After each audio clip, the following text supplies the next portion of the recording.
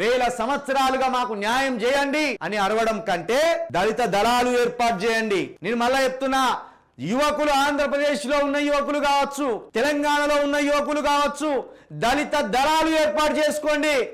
ఈ దళిత దళాలు, ఈ దళిత నాయకులు వీళ్ళని ప్రోత్సహించాలి.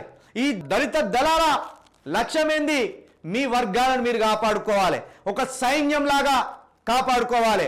బార్డర్లో పాకిస్తాన్ నుండి మనల్ని కాపాడుతున్న ఆర్మీ సైన్యం ఎట్లయితే అహోరాత్రులు మన కోసం శ్రమిస్తున్నదో, పాక్ ఉగ్రవాదుల నుండి మన సైన్యం మనల్ని ఎట్లయితే కాపాడుతున్నదో, ఈ దళిత దళాలు దళిత ప్రజలను కాపాడుకోవడానికి ఇతరుల నుండి ఎప్పటికప్పుడు యుద్ధం చేయవలసిన అవసరం ఉన్నది. దళిత దళాలు ఏర్పాటు చేసుకోండి. యువకులు, కత్తుల్లాంటి యువకులకు శిక్షణలు ఇవ్వండి. ఒకడు మన మీదికి రాకపోతే మనం ఒకడి మీదికి దాడికి పోవద్దు. ఒకడు మన మీద దాడి చేస్తే ఎట్టి పరిస్థితుల్లో వాడిని చట్టానికి అప్పచెప్పి వాడిని తాట తీయవలసిందే.